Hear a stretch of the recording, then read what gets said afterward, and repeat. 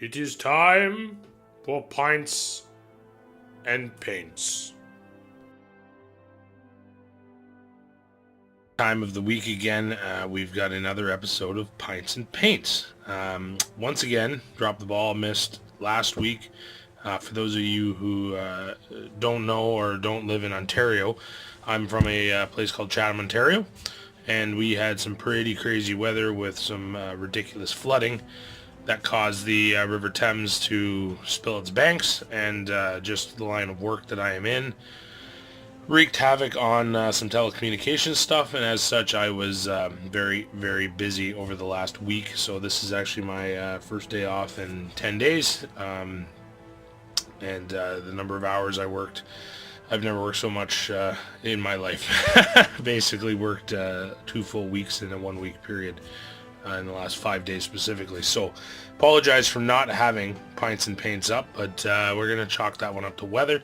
Some exciting stuff going on, but let's get the formalities out of the way. So today's beverage of choice, just given the week I had, I felt it was fitting. It's called Mad Quacker.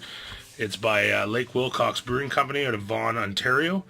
It's an amber lager, and I'm looking forward to giving it a try. Looked like it was tasty, and it was fitting given the title. So let's see how she goes.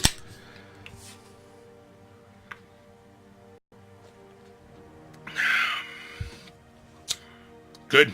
It's good. It's very crafty for sure. It's got that craft beer taste to it. Very nice change from like a Budweiser or one of the more generic American brands, Canadian/American, whatever you want to say. But tasty nonetheless. I'll give those guys a try. That's Lake Wilcox Brewing Company. Good beer awaits you. So let's talk about hotlead. It is quickly approaching. I do have quite a bit of work to do that I have not been getting done due to the previously mentioned natural disaster that occurred close to home here. But I'm pretty close, so I'm not overly concerned about it. Got some more pieces I got to get built up for the Moria board and sort of that, as well as a mat. The feel of it. Looking forward to how it comes together. Pardon me, I wanted to try to get a couple different levels, and I don't know if I'm going to have time to achieve that just with sort of the time restrictions that I'm falling under. So hotlead is 2-3 weeks away. Not sure. I think there's, after this one, there's 2 more weekends before hotlead. So that gives me 2 weekends to sort of get cracking, get things done. Really looking forward to it. The registration for the event is closed. We have 20 players, and that's not including the OHA members that are going to be taking place. So absolutely thrilled with that outcome. So if you're attending hotlead, thank you very much. We're so excited to have everybody there and to get the tables out, and more importantly, because we didn't max out at max capacity, it leaves a lot of room for some of the OHA guys to step up and run some participation games and really sell SBG at hotlead and promote it. Hotlead's a terrific venue that focuses on participation gaming, generally speaking, and this is going to allow us to blend seamlessly into hotlead, which is absolutely fantastic. So we're really looking forward to getting some sign-up sheets out at hotlead and having some people stop in, play the game, get their Middle-earth fix, and hopefully that's going to translate into some new players, for our area. So it's been a really interesting year, basically, since the last hotlead where we did a recruitment booth. That was the first time that we had really met a lot of the OSBGL guys, Evan, Derek, Michael, people like that ended up making the trip to hotlead last year to meet us. Absolutely astounding, the change in transition that's taken place over the course of that year.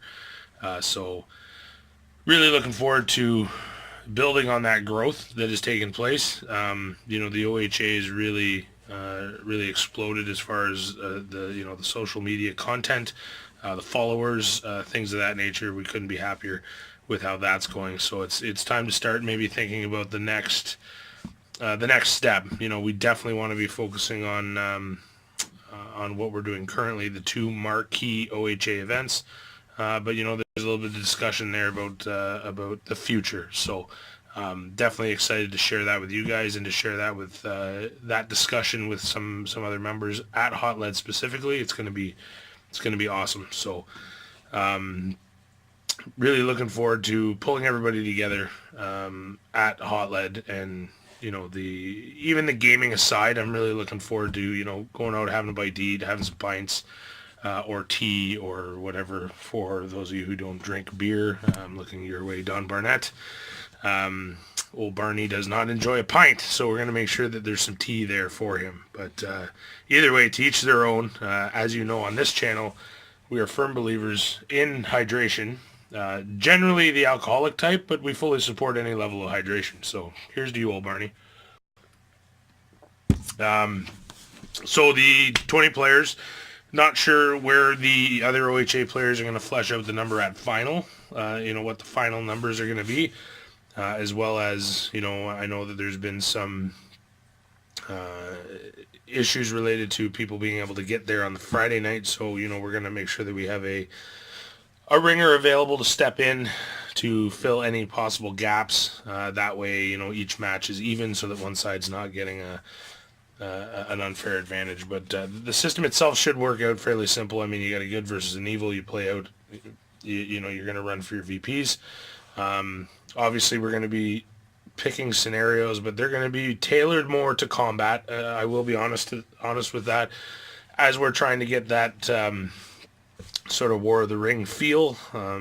We definitely want to be geared more towards the combat-heavy side of the game, as opposed to, let's say heirlooms or something like that. It's definitely going to be Battle Royale is sort of the way I look at it. So excited to see where that pans out. I've seen the lists. I must say I'm actually very, very impressed with the lists. There is, given the fact that we opened this event up and had no restrictions, there was definitely, I shouldn't say that, no restrictions minus you're only allowed one ally, which could cut down on what I'm about to speak about, but I was really impressed to see how limited the cheese was. Because let's all be honest, with a game with no restrictions, and that kind of freedom, and at that point level, really, you're really open to bring some devastating stuff. And I have to say a big thank you to all of you who really made a conscious effort to keep theme in mind, and run with that, given that is a huge focus here at the OHA.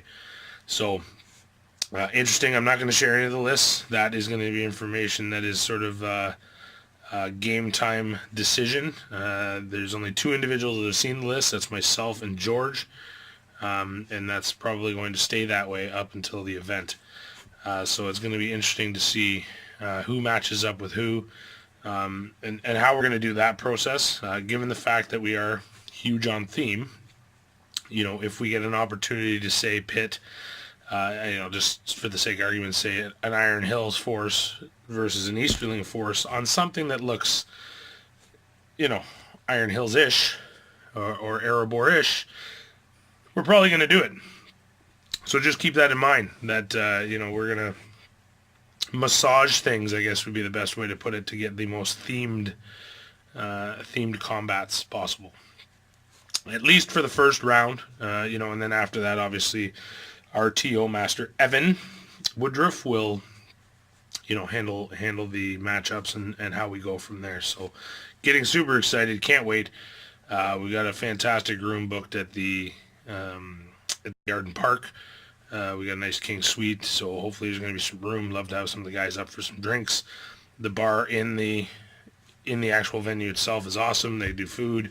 There's a restaurant. There's pubs very close by. There's so many amenities. It's an absolutely fabulous venue, and it's always such a great time. Such a great time. So it won't be long before. I got most of the stuff already packed. I need to get a few more totes just because of the sheer volume of stuff that we're bringing down. So, but it is nice in that, we're not having to push for the maximum, which would have been 16 tables.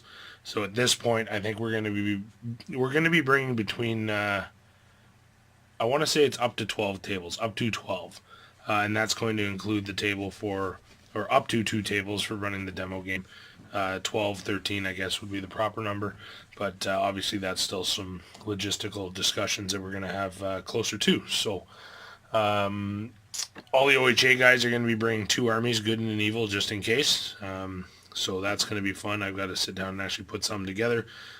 Chances are I will likely be running for good, obviously, Iron Hills, as those are my guys, and any opportunity I get to play with a model that can headbutt people, I'm going to do it. For evil, it's likely going to be Isengard, and I'm only saying that because that's what I have painted. I don't know if I could pull together. I guess I could pull together a Mordor force, pretty close to it. I don't know. Gonna have to play it, see what I want to bring. Obviously it won't be too provocative, given that I'm a, I guess, quote-unquote host of the event. I don't want to show up with a giant cheese list after telling you guys how great you were at not being cheesy. So let's see. I know that there's going to be some interesting stuff. That's all I can say to you. And when I say interesting, I don't necessarily quantify that as cheesy, but it's going to be fun. It's going to be fun, especially for for one of our 2 marquee events, to see some of the models that are slated to show up. We're really excited. So obviously, if you've been following the channel, you've seen the absolutely stunning work that has been done by George on the Brie board.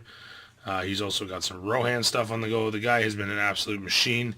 You can definitely look forward to a video of the Brie board. I would say pre-hotlead, so that's going to be sort of set up. We'll probably do a run through before they open the doors and let people in. And I'll get that posted up ASAP so that those of you can see the full scale and get a real sense. For those of you who are going to be lucky enough to attend and hopefully play on it, it's going to lend itself well to the event, and I think it would be an absolutely awesome board to play battle companies on. George has done an excellent job of getting the Brie feel, but still maintaining a level of playability, which is important, here at the OHA. But we don't like to sacrifice the appearance, the look, and George has married the 2 perfectly. So really looking forward to that. Hopefully everybody else is.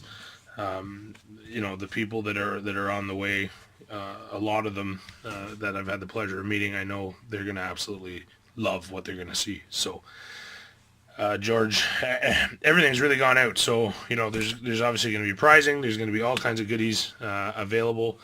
A new order of OHA dice has arrived just in time, which is fantastic. So there's all kinds of stuff for the weekend. And then, of course, the vendors at hotlead. Obviously, it being a Canadian convention, it's not going to be on the scale of, say, Nova or Adepticon or, a Salute by any means. But for Southwestern Ontario, this is a fantastic gathering with some really awesome merch. And some really interesting miniatures across a number of ranges, because it's a historical gaming convention as opposed to, a convention geared more towards Games Workshop. There's so many different miniature brands that are going to be available there that are usable for any number of things within, sort of the Middle-earth realm. I know that there's definitely a vendor there that's going to be selling Perry plastics, which, of course, Perry being a prime sculptor on the Lord of the Rings range, their stuff fits in almost seamlessly. So something for everybody, for real. It's a lot of fun and fantastic people. There was actually a post just recently on hotlead about sort of the discussions of where it goes, where it transitions to, and as much as everybody always seems to think bigger is better, hotlead has an amazing charm to it. In that I wouldn't deem it small by any means. For us in Canada, it's definitely one of the larger ones and one of the more well attended conventions. I've seen some pictures of some of the larger events that absolutely, size-wise, space-wise, they're stunning, but then when you look at the pictures of the hall, they're empty. Like, it's almost a shame. Whereas hotlead, when you get in on Saturday morning, especially up into about noon, hotlead is full. It is full up. The number of people in there is staggering. Sometimes the noise is incredible. There's just a real, and I don't say noise in a negative way, just the pulse and the hum of the room. You can feel the energy, the excitement, the fun. It is just a fantastic atmosphere. So, no, there was some discussion and how to change and how to make things bigger and better. And I, for one, personally, certainly hope that they don't. Just in that the current layout and format of hotlead is so inviting and personal. It would almost be a shame to see it get any bigger. And that's, I think, something that we can really relate to within our hobby now. And I'm speaking generically across any facet of the hobby, but obviously I'm going to tie it into SBG. You can almost hit a critical mass where you're almost too big. Where things become cumbersome, and sort of you're laden with rules, regulations, processes, things of that nature. You got to start, dishing out jobs to people, and I really think that given the direction of the hobby, and again, not just SBG specifically, but wargaming in general, because of the fact that we are now becoming more mainstream and sort of more in your face, through social media and getting the exposure that the hobby definitely deserves, I think you're going to see the pickup of grassroots groups, smaller groups, more intimate groups that, are not over, what's the word I want to look, burdened with all of the formalities of a huge, massive conglomerate of a group. It's almost a shame to see some of the politics that have been creeping in to the hobby, specifically some of the posts and the nagging and the all the things that we sort of were able to say, oh yeah, well that was over at the 40K whatever. You're starting to see things creep in, and it's interesting as an outsider looking in. Obviously the format of the OHA is very different. Obviously membership into the OHA specifically, all you have to do is follow our page. Obviously from the, I don't even want to call it admin side, right now we've got myself, George, Tyler, Evan, and I think there's going to be another announcement. Forgive me if I'm forgetting somebody. Good Lord. See, this is how much it doesn't even matter because we just don't even think about it. Like, I couldn't even tell you who's in the OHA because it's just not relevant. We keep it easy, simple. We say if you can post stuff, great, post stuff. If you can't, you can't. No big deal. It's, it is what it is. It's a hobby. It is a game. It's a hobby. And I really feel for people who have to invest that much time and effort into something over and above what we already do related to the hobby. So when things like a Facebook group or a league or whatever you want to say start creeping in and eating into hobby time, I think we've all truly lost focus on what it is we're here to do. So I guess my recommendation would be just to keep it fun, and keep it as unstructured as possible. My God, we live in a world where all we experience and all we see is people telling us what to do, telling us what to believe, telling us how to do things. Let's not bring that into our hobby. I don't think that's appropriate. I think it would be far better to just, if someone's going to run an event, let them run the event. Don't come in as a league or as a whatever and say, nope, you got to do it this way because we said so. You're killing the spirit of the event, I think. And I understand for things like leagues where you got to assign points, and it's a complicated process without any doubt. My argument is that I think that very structure in and of itself is what is going to lead to the decline of it. Because I can definitely attest to, at least within the last year, the number of people and interest that we've seen in the game. It most certainly shifted focus from structured league play to scenario, fun, open gaming, whatever. Getting back to the roots of the hobby. At least that's in my humble opinion and the people I've been exposed to, without a doubt. And I know at least in Canada the league format is somewhat more of a people are so spread out that they can't get together and play once a week, so they get together once a month and play 4 games.